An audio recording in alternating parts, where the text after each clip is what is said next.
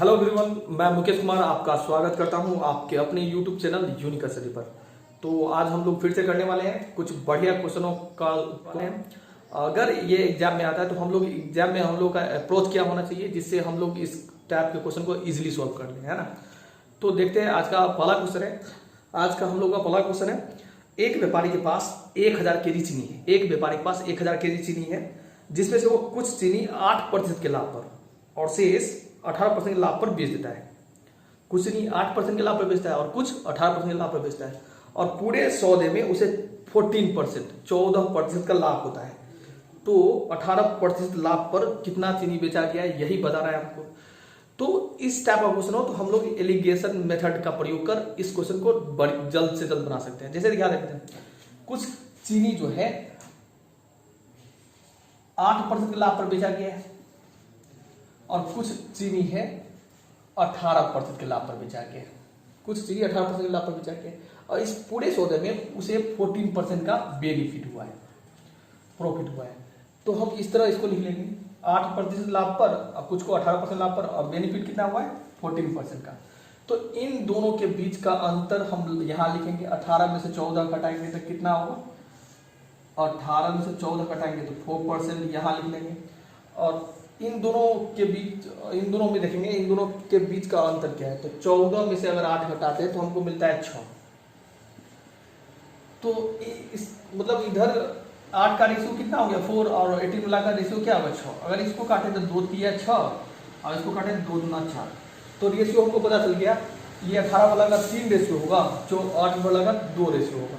तो 1000 केजी में हमको बताना है 18% वाला 18% के लाभ पर कितना चीनी बेचा गया।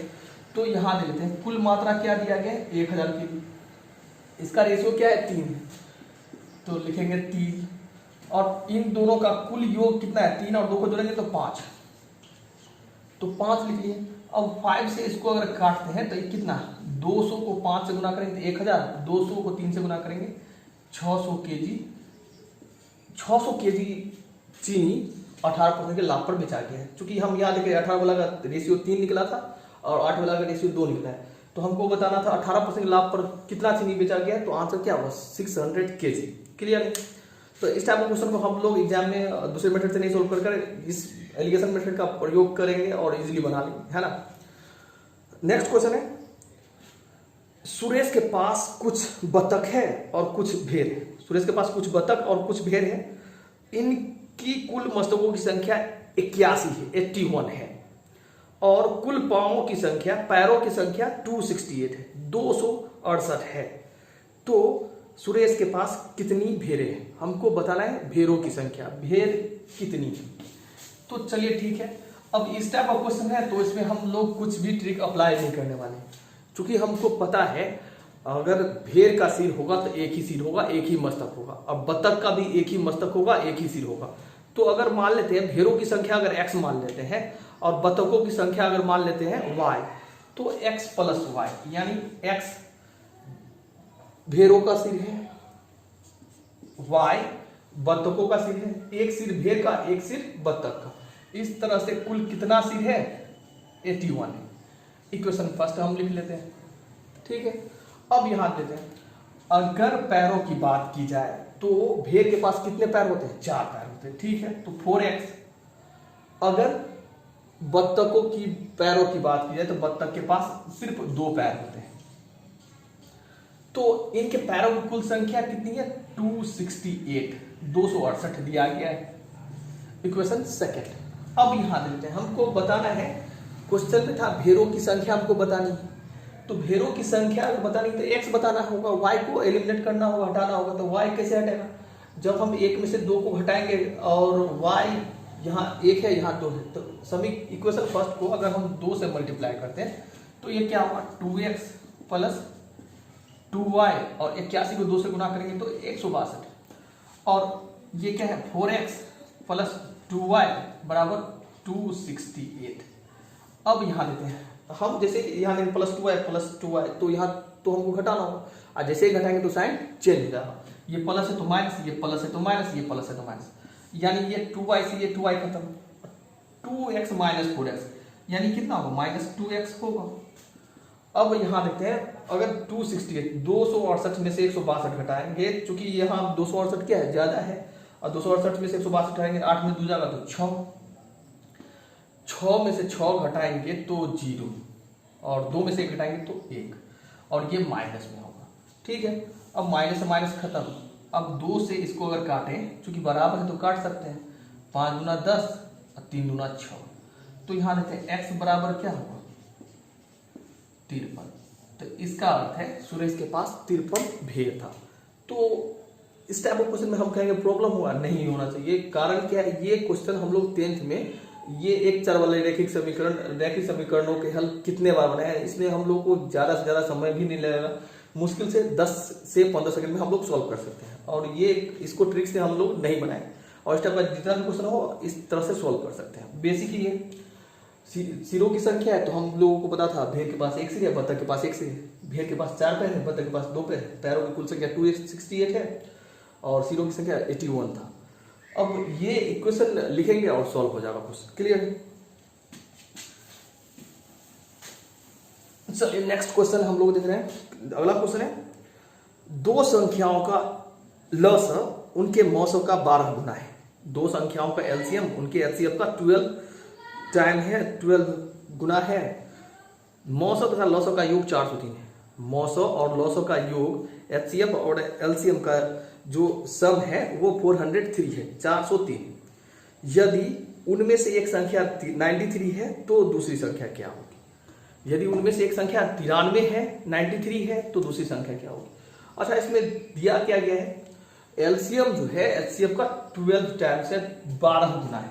तो चलिए ठीक है, एलसीएम को हम एल से डिनोट कर लेते हैं, एलसीएम को एल से डिनोट कर लेते हैं, और ये एचसीएफ का क्या है, 12 टाइम है, 12 गुना है, 12 टाइम्स है।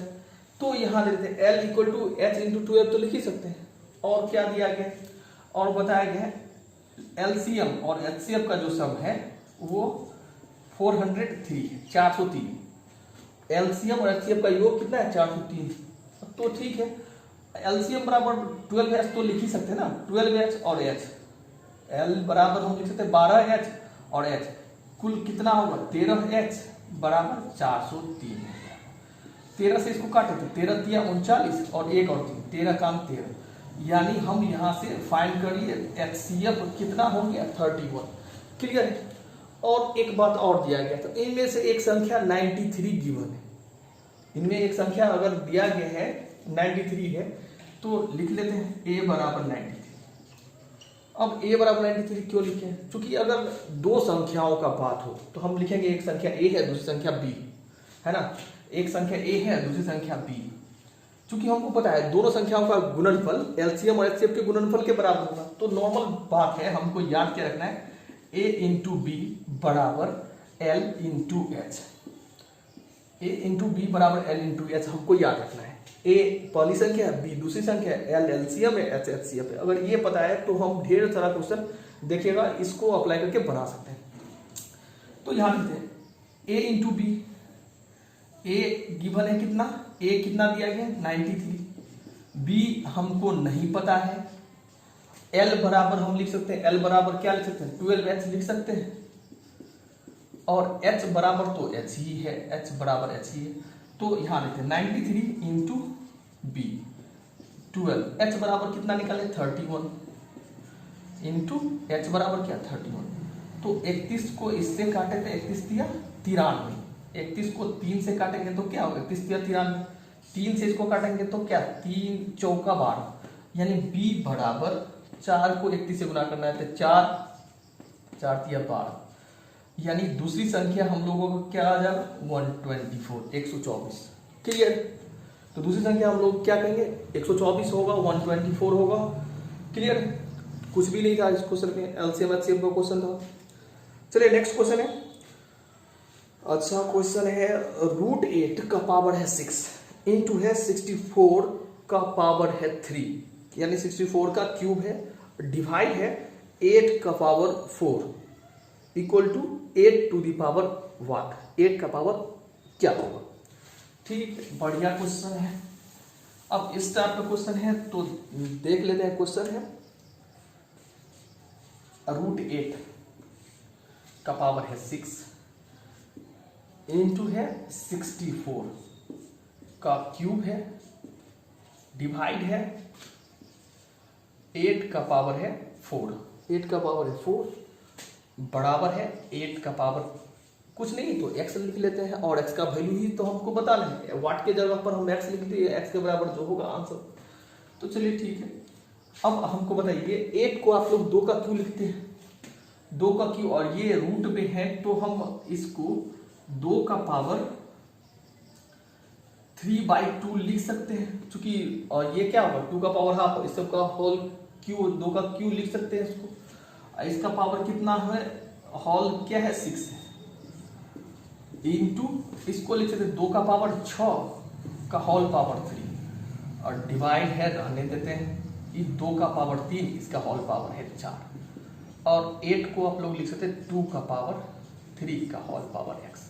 सबको 2 के रूप में हम कन्वर्ट करते हैं, छोटे फैक्टर के रूप में लिख दिए। देखते हैं इससे हमको क्या फायदा होगा। अच्छा ई से ई खत्म, 2 3 6 यानी 2 का पावर 9 इंटू 2 का पावर 18।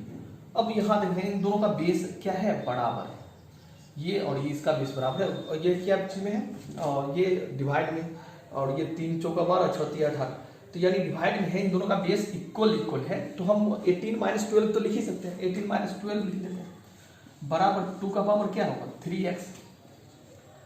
अब यहाँ देखते हैं 2 का पावर, यहाँ क्या बचेगा बता सकते हैं, यहाँ होगा 18 में से अगर 12 घटाए तो 6, और ये 9 है गुना में, तो हम इसको लिखें 2 का पावर 15 बराबर 2 का पावर 3x। अब यहाँ देखते बेस समान होगा तो पावर समान होगा, यानी हम लिख सकते हैं 3x बराबर कितना 15, यानी x बराबर हम लोगों का आंसर क्या होगा 5, x = 5, यहाँ करेक्ट आंसर हो जाएगा। तो यही क्वेश्चन था, बस इसको सेट करना था। आप इसको मतलब इजीली 2-3 स्टेप छोड़ के आप लोग 2 स्टेप में बना सकते हैं, हम एक्सप्लेन किए हैं, आप लोग शॉर्ट में इसको इस तरह बना सकते थे। ठीक है, तो बड़ा ही आसान क्वेश्चन था ये भी। नेक्स्ट क्वेश्चन है हम लोगों का, क्या है नेक्स्ट क्वेश्चन है,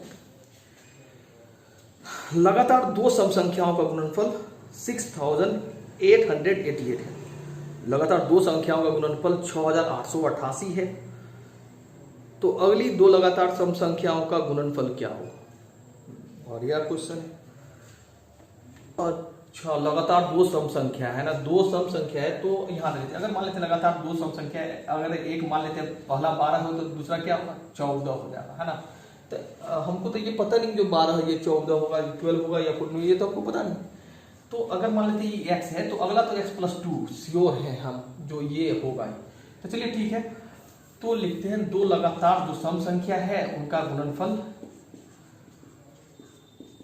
6888 6888। अब हम 6888 का यहाँ गुना नहीं करने वाले, हम लोग हम पता करेंगे 6888 का फैक्टर हम लोग पता कर रहे हैं 3444, 2 से 17 2 2, फिर 2 से 8 1 2 यानी 6 1, फिर देख रहे हैं 3 से कट जाएगा, 3 2 जा 6 2 और 6, 3 9 जा 27 और 3 8 जा 24, और ये 7 1 2 1 है तो 7, फिर देख रहे हैं 2 8 10 17, ये 7 से मल्टीप्लाई होगा, 7 4 जा 7 1। अच्छा यहाँ देखते हैं हमको 2 फैक्टर पता करना है जिनके बीच का डिफरेंस 2, तो यहाँ देखते हैं अगर हम गुना करें 2 गुना 4 3 12 7 84, 41 को 2 से गुना करेंगे 82, तो यहाँ देखिए 82 गुने 84 तो हमको मिल रहा है 82 गुने 84। तो चलिए ठीक है, x बराबर हमको मिल गया 82 और ये 84, इन दोनों को गुना करेंगे तो हमको मिल जाएगा 6888। क्लियर, तो इस तरह से हम पता कर लिए, लेकिन हमको बताना क्या है यहाँ अगली 2 संख्याओं का गुणनफल क्या हो। तो 82 84 तो खत्म हो गया, अब गुना करना है, अगला 2 संख्या 86 है और कितना है 88। अब इन दोनों का मल्टीप्लाई हमको करना होगा, इन दोनों का मल्टीप्लाई हम लोग जैसे ट्रेडिशनल मल्टीप्लाई करते हैं उस तरह भी कर सकते हैं। तो चलिए ठीक है, 8 छक्का 48, 8 छक्का 48 और 4 52, 8 8 64, 8 8 64 और 6 64 और 6 जोड़ेंगे तो 70। यानी 8, 6, 5, 7, तो 7,568। चेक कर लेते हैं गुना हम सही किए हैं या नहीं। हाँ सही है, बिल्कुल सही है। तो हम लोग का आंसर क्या होगा, 7,568। तो गुना करना था, है कुछ भी नहीं। तो इस तरह हम पता करके इसको बना सकते हैं। हम यहाँ फैक्टर इस तरह से तोड़ेंगे, इसका x² + 2x ये नहीं करने वाले हम, इस थोड़ा सा पता करेंगे इन दोनों के बीच का डिफरेंस हमको 2 होना चाहिए था, यही करने वाले हैं। और उसके बाद क्या करेंगे, अगली दो संख्या 82, 84 के बाद 86, 88 होगा, उसको मल्टीप्लाई कर देंगे, आंसर। चलिए नेक्स्ट क्वेश्चन है, अगला क्वेश्चन है कितने समय में 6,400 रुपया का 6400 रुपया का 6,400 रुपया का धन 5% वार्षिक ब्याज की दर से 6,561 रुपया हो जाएगा यदि चक्रवृद्धि ब्याज तिमाही दे हो, यदि चक्रवृद्धि ब्याज तिमाही दे हो। चलिए ठीक है। तो यहाँ पर हमको क्या नहीं पता है, मूलधन नहीं पता है, मूलधन नहीं पता है, लेकिन हमको पता है मूलधन दिया गया है। मूलधन है 6400, रेट भी गिवन है 5/100। लेकिन बात क्या हुआ है, तिमाही दे है तो रेट तो 5 है, वार्षिक है 5% वार्षिक है, और तिमाही दे है तो एक वर्ष में कितना तिमाही होगा, 4 तिमाही होगा। तो रेट को हमको क्या करना होगा, 4 से डिवाइड करना होगा। तो चलिए ठीक है, तो हम इसको लिखेंगे 5/4। अब ये रेट अगर तिमाही है, रेट मतलब तिमाही कर दिए 5/4 कर दिए, तो टाइम तो हमको एक वर्ष में 4 गो तिमाही होगा, यानी ये क्या होगा 4n नहीं हो जाएगा, क्योंकि एक वर्ष में 4 गो तिमाही होगा, है ना, तो 4n लिख सकते हैं। और इस तरह से ये कितना हो रहा है 6,561 हो जा रहा है। तो चलिए ठीक है, अगर हम यहाँ देखें 5 4 नीचे जाएगा तो क्या होगा, 5 इसको काटे तो 20, अब 20 चौक 80, 80 एक 80 और ऊपर में बचा है 1, तो इसको लिख सकते हैं 81/80। ठीक है, इसका पावर क्या है 4n, और ये क्या है 6,561, और रिप्लेस कर देंगे इसको बट्टा में तो क्या हो 6400 यहाँ आ जाएगा। क्लियर। अब 6400 यहाँ आ रहा है, तो 6400 के बारे में हमको पता है 8 का स्क्वायर है ये, और इस पर ये 10 का स्क्वायर है, यानी 8 और 10 को गुना करेंगे 80 का स्क्वायर, तो ये 80 का स्क्वायर है, तो इसके जस्ट ये हम समझ जाएंगे ये 81 का स्क्वायर होगा। तो 81 और 80 का होल स्क्वायर किसके बराबर, 81/80 के होल पावर 4n के बराबर। अब यहाँ देख लेते हैं, जब बेस समान हो तो पावर समान होगा, यानी बेस देख रहे हैं ये और ये खत्म, यानी 4n बराबर 2। तो 2 से अगर इसको काटे तो 2, यानी n बराबर 1/2, और ये ईयरली है, वार्षिक है, n वार्षिक है, तो एक वर्ष का आधा, तो ये ईयरली था, है ना, ईयर में था तो 1/2, और 1 ईयर में 6 मंथ होता है, तो हम क्या करेंगे 2 से इसको काटेंगे तो हमको पता चल जाएगा यहाँ 6 मंथ, यानी 6 माह। क्लियर। तो कैलकुलेशन है, थोड़ा बहुत है कैलकुलेशन यहाँ पर, लेकिन ये 80 पता चल रहा था, 81 हमको ऐसे ही पता चल जाएगा। तो इस टाइप का क्वेश्चन हम लोग इस तरह से सॉल्व कर सकते हैं।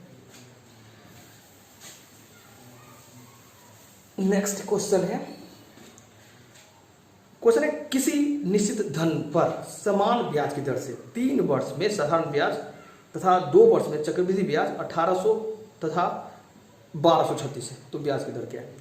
अच्छा, इसमें 3 वर्ष का साधारण ब्याज दिया 1800। अच्छा, साधारण ब्याज तो इक्वल बढ़ता है, अगर एक वर्ष में 500 बढ़ाया तो दूसरे वर्ष में 500 ही बढ़ेगा, तीसरे वर्ष भी 500 ही बढ़ेगा। साधारण ब्याज का यही टेंडेंसी। तो 3 वर्ष में 1800 हो रहा है, यानी एक वर्ष में कितना हो रहा है। तो चलिए हम ये लिखते हैं, मूलधन गुने दर गुने समय बटा में कितना 100 बराबर कितना 1800 गिवन है, कितने वर्ष का 3 वर्ष का, 3 से इसको काट सकते हैं 600, यानी PR का बात हो तो 60,000 60,000 PR हम निकाल चुके हैं।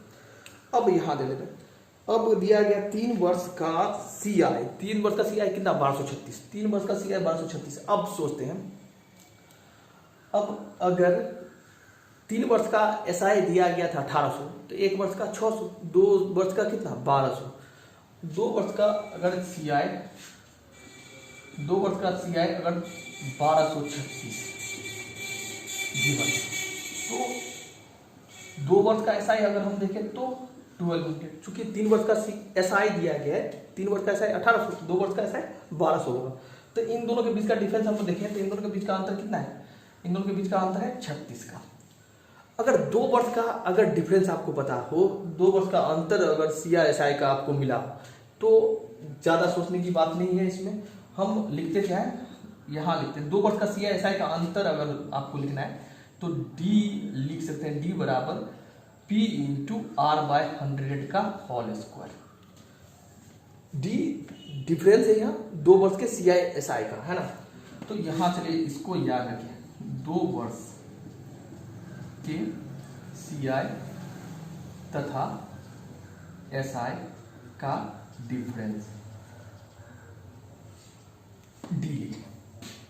तो चलिए ठीक है, 2 वर्ष के CI SI का डिफरेंस आप लोग लिखते क्या है, P इंटू R/100 का होल स्क्वायर। चलिए ठीक है, अब D बराबर आपको मिला क्या है 36, ठीक है। अब P इंटू ये R इंटू R तो लिख सकते हैं, और 100 गुने 100, कारण क्या है R 2 है तो 2 गुना कर दिए, 102 होगा, 2 बार गुना करके लिख दिए हम।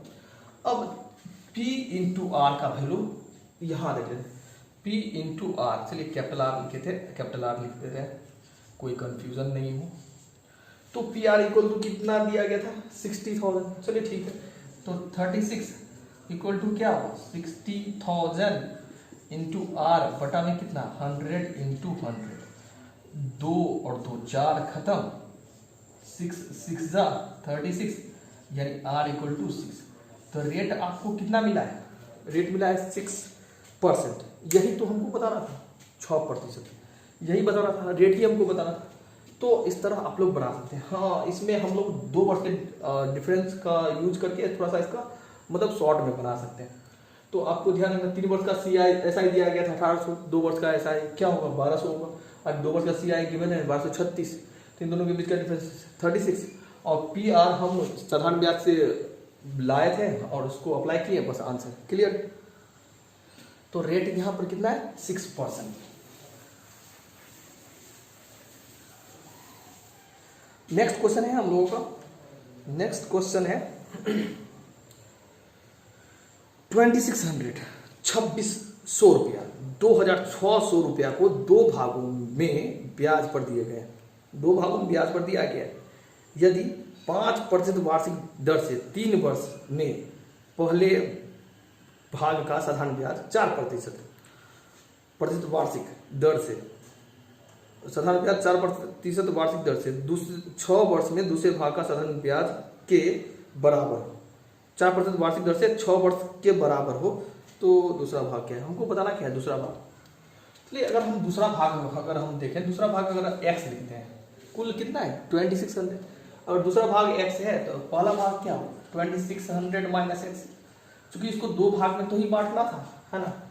और एक भाग में जो पहला भाग है, पहले भाग को दिया गया है 3 वर्ष के लिए 5% के दर से, 3 वर्ष के लिए 5% के दर से हम लिखे हैं P into T into R/100, ठीक है। अब दूसरे, पहला मूलधन क्या हो जाएगा, पहले वाला भाग क्या हुआ 2600 माइनस x, हम दूसरा भाग x इसलिए माने क्योंकि हमको x बराबर जो आएगा आंसर हो जाएगा, है ना, इसलिए हम दूसरा भाग यहाँ x मान दिए। तो दूसरा भाग को किस रेट 6 वर्ष के लिए दिया जा रहा है, 6 वर्ष के लिए 4% वार्षिक, यानी 6 वर्ष है 4% वार्षिक। और फिर से हम अप्लाई किए हैं, क्या अप्लाई किए हैं, मूलधन गुने समय गुने दर बटा में 100, साधारण ब्याज का तो फॉर्मूला है। अब ये से ये खत्म, और कटने वाला है इसमें 3 से 3 दूना 6, तो ये कितना होगा 4 2 जा 8x, और 5 से गुना करेंगे तो क्या होगा 2600 गुने 5 माइनस x है, और 5 से गुना करेंगे माइनस 5x। और चलिए माइनस 5x और 8x को इधर ले आएंगे तो क्या होगा माइनस 8x, यानी माइनस 13x। और 2600 गुने 5 को उधर ले जाएंगे तो 2600 गुने 5 तो होगा, लेकिन इधर प्लस में था उधर जाएगा तो माइनस में। क्लियर, माइनस से माइनस खत्म, माइनस से माइनस खत्म। अब ये देखते हैं 13 को 2 से गुना, 13 दूना 26, यानी x बराबर हम लोगों का आंसर 1000 होगा। दूसरा भाग क्या है 1000। चलिए देख लेते हैं, हम लिखे क्या है, मूलधन गुने दर गुने समय, मूलधन गुने दर गुने समय बटा में 100, PTR/100 यही लगाए हैं। पहला भाग अगर हम लिखे दूसरा भाग x है तो पहला भाग 2600 माइनस एक्स, चूंकि टोटल अमाउंट तो 2600 है ना। तो क्लियर है, चूंकि ये बताया गया था 3 वर्ष का साधारण ब्याज 5% की दर से और 6 वर्ष में 4% की दर से, ये दोनों साधारण ब्याज बराबर, तो हम दोनों साधारण ब्याज को बराबर करें और इस तरह आंसर आप लोग 1000 बता सकते हैं, दूसरा भाग होगा। ठीक है, चलिए नेक्स्ट क्वेश्चन है। क्वेश्चन है, नर्मदा ने 5000 रुपया लगाकर एक व्यापार शुरू किया है। पार्टनरशिप का क्वेश्चन है, अच्छा क्वेश्चन है। नर्मदा ने 5000 रुपया लगाकर एक व्यापार शुरू किया है, ठीक है। 7 माह बाद कावेरी भी कुछ पूंजी लगाकर नर्मदा के साथ संबंधित हो गई, मतलब पार्टनरशिप इन दोनों का हो गया 7 महीना के बाद। यदि वर्ष के अंत में उनका लाभ का अनुपात 10:7 था तो कावेरी की पूंजी ज्ञात करो। कावेरी का पूंजी नहीं दिया गया, यही बताना है। तो चलिए ठीक है, हम यहाँ जानते हैं N4 नर्मदा कितना रुपया लगा, ये 5000, ठीक है 5000, ठीक है। बाद में कावेरी आई है, कितने समय बाद आई है कावेरी, 7 महीना बाद, और वर्ष के अंत में दिया गया था। तो एक वर्ष में कितना, 12 महीना। तो इसका अर्थ है 12 महीना तो नर्मदा टोटल पार्टनरशिप में रही है, पूरा शुरू से अंत तक रही है। ये 7 माह बाद आई है, 7 माह बाद आई है, तो कितने वर्ष के लिए, कितने माह के लिए वो आई है, 5 माह के लिए। लेकिन इनका अमाउंट तो हमको पता नहीं है, इनका अमाउंट मान लेते हैं x। अब यहाँ देखते हैं, नर्मदा 5000 रुपया लगा, ये 12 महीना के लिए। कावेरी आई है लेकिन 7 माह बाद आई है, तो 5 माह के लिए ही रही, और इसका अमाउंट हमको नहीं पता है तो लिख दिए x। अब यहाँ देखते हैं, इनको जो पूंजी मिला है, वर्ष के अंत में जो लाभ मिला है, इनका अनुपात क्या है। तो इनके बारे में बताया गया था 10, इनके बारे में बताया गया था 7। तो चलिए ठीक है, हम यहाँ देख लेते हैं, ये कितना है 10 है और ये 7। क्लियर, तो हमको यही बताना था। तो चलिए ठीक है, अगर हम हटा दें इसको तो इनका लाभ का अनुपात 10, इनका लाभ का अनुपात 7। अब यहाँ देख लेते हैं, 5 से इसको काटे तो ये 1000, 0 से 0 खत्म। अब कुछ है तो यहाँ आप देख लेते हैं, यहाँ कुछ 1 है, x हो जाएगा। 12 को 100 से गुना करें, 1200 को 7 से गुना करें, 12 7 84। यानी हम बता सकते हैं कावेरी कितना पूंजी लगाकर उसमें पार्टनरशिप में आई थी, ज्वाइन करी थी, तो 8400 पूंजी इन्वेस्ट करके वो पार्टनरशिप करी थी। तो क्लियर है आप लोग, है ना। ठीक है, नेक्स्ट क्वेश्चन है। क्वेश्चन है, एक कक्षा में 30 विद्यार्थी थे, एक कक्षा में 30 स्टूडेंट है। उनमें से 22 वर्ष का एक विद्यार्थी छोड़ के चला जाता है, और 30 विद्यार्थी था और 22 वर्ष का एक लड़का चला गया है, और उसके जगह एक नया विद्यार्थी आया था। वो चला जाता है और एक नया स्टूडेंट आ जाता है। परिणाम स्वरूप कक्षा का औसत 4 माह कम हो जाता है, मतलब 4 महीना कम हो जाता है। तो नए विद्यार्थी की आयु क्या है, ठीक है 30 विद्यार्थी था, 30 विद्यार्थी था, नंबर ऑफ स्टूडेंट है 30। अगर हम मान लें जो 30 विद्यार्थियों का औसत आयु x वर्ष है, 30 विद्यार्थियों का आयु x वर्ष है, तो क्या लिखना होगा, कुल के लिए 30 × x, और उसमें से एक 22 वर्ष वाला चला जाता है, तो उसको तो हमको हटाना होगा ना, घटाना होगा। 22 वर्ष वाला चला गया तो एज है, सम का एज मतलब का सम है, उसमें 22 वर्ष वाला चला गया है, तो उसको तो माइनस करेंगे। एक नया आया है, एक नया आया है, मान लेते हैं आया जो है ए आया है, तो उसको तो ऐड करना होगा, तो उसका एज तो इनमें इंक्लूड हो जाएगा।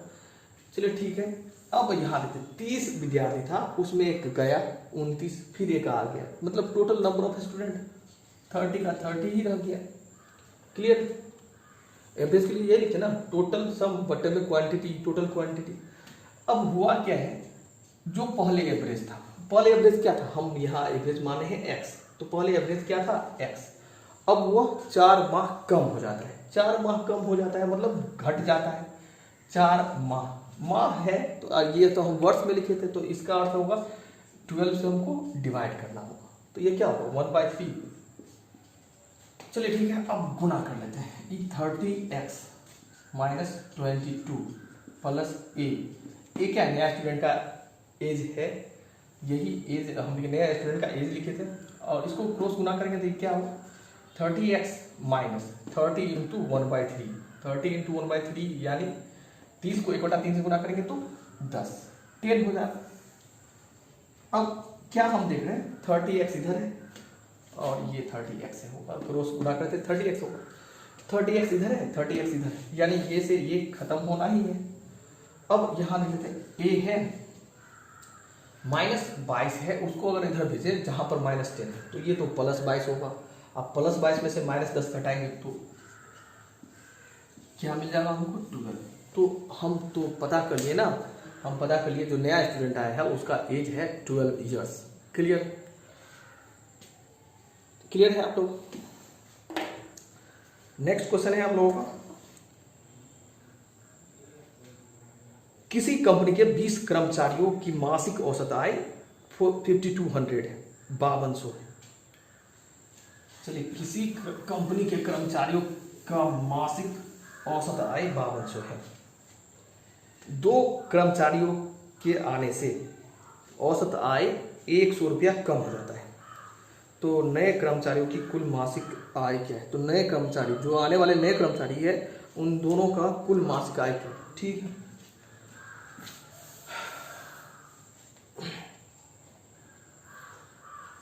बीस कर्मचारी है, इनका औसत मासिक आय है 5200।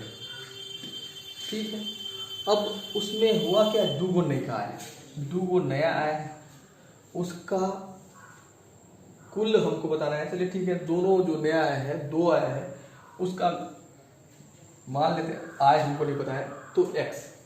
लेकिन अब क्या हो गया, 20 पहले स्टाफ था, 2 नया आया है, तो टोटल स्टाफ हो जाएगा 22। अब उससे क्या होता है, इसका जो पहले औसत आय था कुल 20 कर्मचारी का 100 रुपया कम है, तो पहले 5200 है था, अब 100 रुपया कम हो जाता है, मतलब ये 5100 हो जाता है। क्लियर। अब यहां देख लेते हैं, इसको गुना करें 52 दूना 104 पर 1 2 3 000 2x, और हम गुना कर रहे हैं 22 और 51, तो 22 1 22 का 2 हासिल 2, 22 5 110 और 2 112। तो चले ठीक है, अब यहाँ देख रहे हैं 2x कितना है 11, 1,12,200 में से 1,04,000 घटाएंगे तो हमको क्या मिलेगा। तो चलिए ठीक है, घटाते हैं 00 2 में से यानी 2 ही होगा, 112 में से 104 घटा देंगे तो 8 हो जाएगा। ठीक है, तो 8200 इन दो जो आने वाला नया स्टाफ था, इन दोनों का कुल आय क्या होगा, एक का मतलब काटेंगे तो 4100 एक का हो जाएगा। हमको दोनों का आय बताना था, दोनों का सम्मिलित आय क्या होगा 8200 हो जाएगा। तो कितना बढ़िया क्वेश्चन था। 20 स्टाफ है, उसका एवरेज इनकम दिया गया था 5200, 2 गो नई का है तो हमको पता नहीं उसका क्या था, तो हम मान लिए x, इससे टोटल स्टाफ हो गया 22, और जो पहले वाला जो एवरेज था वो 100 रुपया रिड्यूस हो गया, कम हो गया, और इस तरह से हमको निकला है 2x = 8200। यही तो हमको बताना था, दोनों स्टाफों का कर्मचारियों का कुल आय सम्मिलित आय कितना था, तो आपका आंसर है 8200। नेक्स्ट क्वेश्चन है, 10 वर्ष पहले सुनीता की माँ की उम्र सुनीता की उम्र की 4 गुना थी। चलिए ठीक है, सुनीता है और ये मदर ऑफ सुनीता है। हम क्या लिखे, सुनीता, ये MS लिख दिया, मदर ऑफ सुनीता है ना। तो क्या कहा, 10 वर्ष पहले सुनीता की माँ की उम्र सुनीता की उम्र से 4 गुनी थी। अच्छा, ये x है तो ये 4x है। लेकिन ये कब की बात है ये बताइए, 10 वर्ष पहले की बात है। तो 10 वर्ष पहले अगर अगर 10 वर्ष पहले अगर राम 10 वर्ष का था तो अभी कितना होगा, 20 वर्ष का होगा। तो इसका अर्थ है 10 वर्ष पहले का बात है तो 10 वर्ष तो अभी सुनीता बड़ी होगी। 10 वर्ष उनकी माता की आयु भी इंक्रीज हुआ होगा, बढ़ा होगा। तो 10 वर्ष पहले दिया गया था x 4x, लेकिन अब तो 10 वर्ष बीत गया ना, तो x + 10 और 4x + 10 नहीं लिखेंगे। अब क्या दिया गया, 10 वर्ष बाद माँ की उम्र बेटी की उम्र का 2 गुना हो गई है। अब क्या हुआ है, 10 वर्ष बाद माँ का उम्र बेटी की उम्र का 2 गुना हो गया। तो 4x + 10 माँ की आयु, लेकिन 10 वर्ष बाद ये तो वर्तमान आयु है ना, तो इसमें 10 वर्ष बढ़ गया। अब 10 वर्ष बाद पुत्री की उम्र ये इतना, ये दोनों हो जाएगा क्लियर। 10 वर्ष बाद माता की उम्र, 10 वर्ष बाद पुत्री की उम्र, इसके उम्र का 2 गुना। चलिए ठीक है, तो यहाँ देखते हैं, यहाँ पर तो कुछ होना है तो 10 और 10 20। यहाँ पर देखते हैं x को 2 से गुना करें 2x और 10 और 10 20 और प्लस इंटू 2 यानी क्या होगा 40।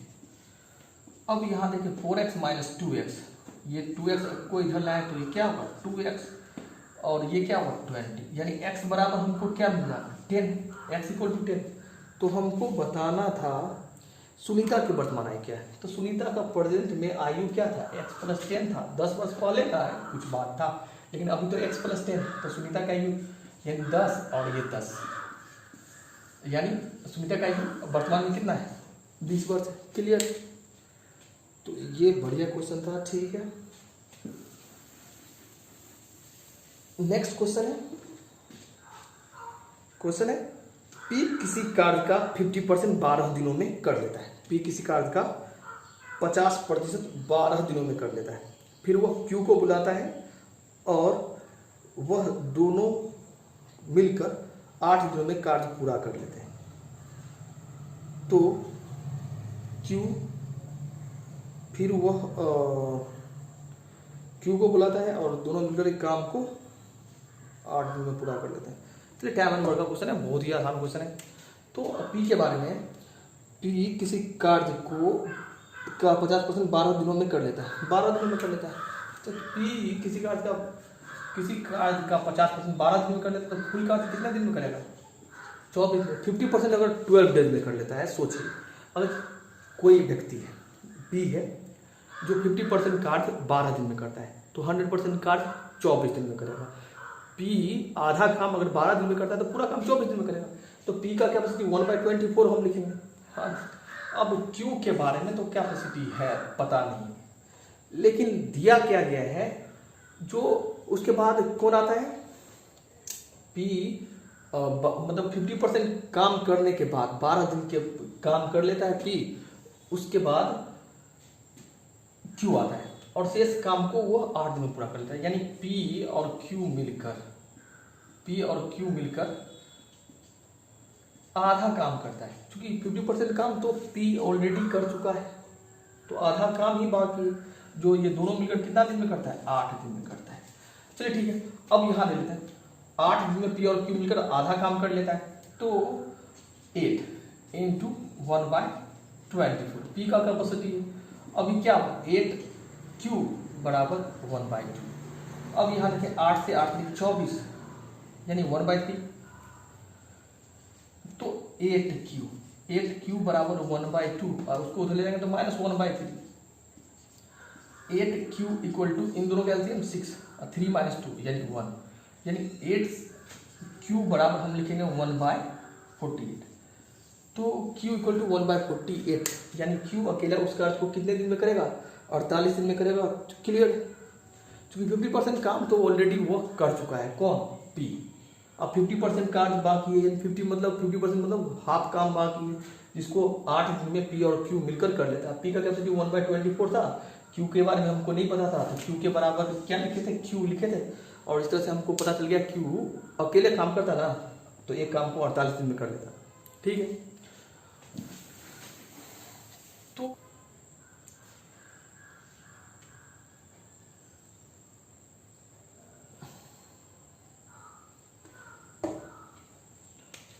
अगला क्वेश्चन है 1/15 प्लस है 1/35 प्लस है 1/63 प्लस है 1/99 प्लस है 1/143। यही क्वेश्चन है, इसका सम बताना है क्या होगा। तब बताइए, अब हम ये अगर इस टाइप से पूछा गया तो इसमें तो कुछ लॉजिक होगा। ये हमसे तो जोड़ बटा बटा जोड़ इतना लंबा चौड़ा नहीं करवाने वाला है, क्योंकि एलसीएम निकालेंगे तो बहुत समय लग जाए। तो इसमें कुछ बात है, तो क्या बात है तो ये ध्यान रखना।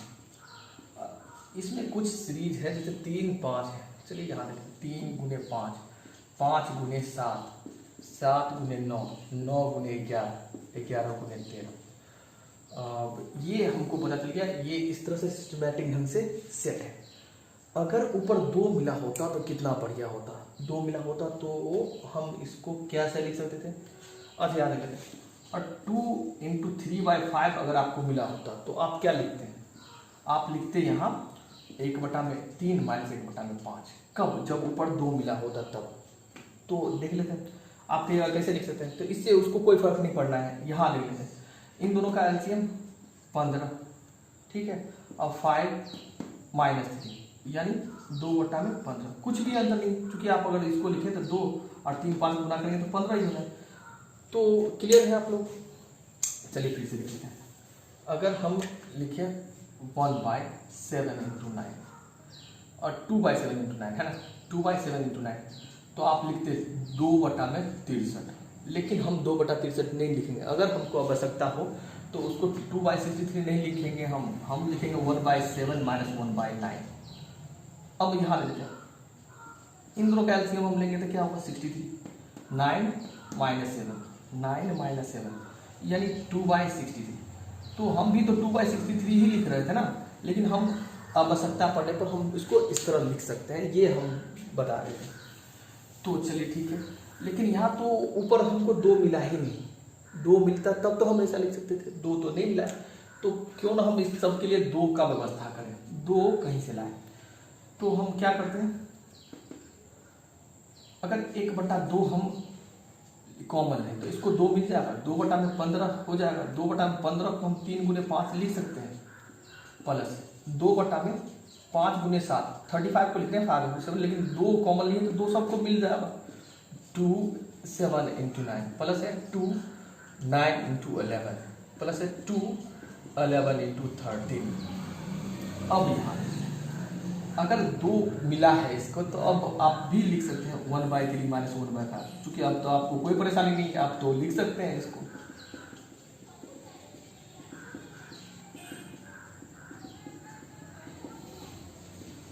लिख सकते हैं।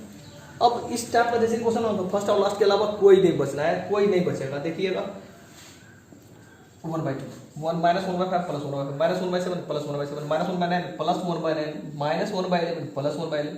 तो बचा कौन, फर्स्ट और लास्ट, फर्स्ट और लास्ट यानी 1/3 - 1/30। अब यहाँ देखिए इन दोनों का एलसीएम कितना 39।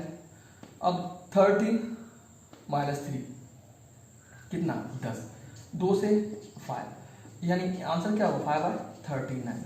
आपका आंसर क्या होगा 5/39 हो जाएगा। तो बहुत ही आसान क्वेश्चन, ये भी बड़ा ही आसान क्वेश्चन था।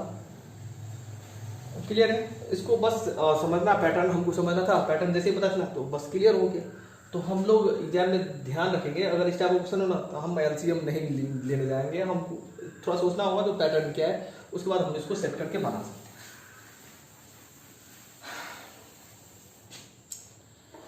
चलिए नेक्स्ट क्वेश्चन है n इक्वल टू दिया कि n इक्वल टू 1 2 3 4 5 का होल स्क्वायर है। देख लेते हैं 1 2 3 4 5 का होल स्क्वायर प्लस है 1 2 3 4 5 प्लस है 1 2 3 4 6 हो तो √n बराबर 1 हो तो ये बताना है। तो हम √n कैसे निकालेंगे, आखिर बात क्या हुआ। तो चलिए ठीक है, देख लेते हैं क्वेश्चन 1 2 3 4 5 का होल स्क्वायर। अच्छा, ये होल स्क्वायर अगर गिवन है तो ध्यान से देखिए, तो अगर ये ए स्क्वायर गिवन है तो अगर 2ab वाला फॉर्म आ जाए, 2ab वाला फॉर्म आ सकता है। यहाँ अगर देखें 4 6 क्वेश्चन में पहले लिख लेते हैं 1 2 3 4 5 1 2 3 4 4 है, और इस 6 को अगर हम 5 लिख लें प्लस 1 लिख लें तो नहीं हो जाएगा। 1 2 3 4 6 हो जाएगा, चूंकि 12,345 है, 46 को लिखिए 12,345 प्लस 1, ये अगर जैसे हम लिख लें तो अब यहाँ लिखते हैं 1 2 3 4 5 का होल स्क्वायर, ये दोनों का सम अगर करें तो 2 इंटू 1 2 3 4 5 1। अब ये हो क्या रहा है, अब यहाँ दे देते हैं ए स्क्वायर प्लस 2 ए बी क्या है 1 है, 1 है, बी 1 है, तो यहाँ भी 1 का होल स्क्वायर। अब यहाँ दे देते, ये तो फॉर्म बन गया, ये फॉर्मूला हो गया ना, क्या हो गया 1 2 3 4 5 प्लस 1 का whole square N equal to, ठीक है। तो इसको अगर जोड़े तो चलिए होल स्क्वायर जब 1 2 3 4 5 का होल स्क्वायर हो जाए, चलिए ठीक है। अब यहाँ दे लेते हैं, अब हमको बताना क्या है रूट एन, यानी रूट एन बराबर क्या लिखें, तो रूट एन का वैल्यू क्या है 1 2 3 4 5 1 6 का होल स्क्वायर। अब रूट के अंदर अगर होल स्क्वायर हो तो हम रूट को फिल कर देते हैं, यानी हमारा आंसर क्या 1 2 3 4 6, आंसर का क्या 12,346। बढ़िया क्वेश्चन था। तो आप लोग एग्जाम में इस टाइप से आप लोग को सोचना होगा और इस टाइप से आप लोग इजीली सॉल्व कर सकते हैं। तो क्लियर है, तो मिलते हैं।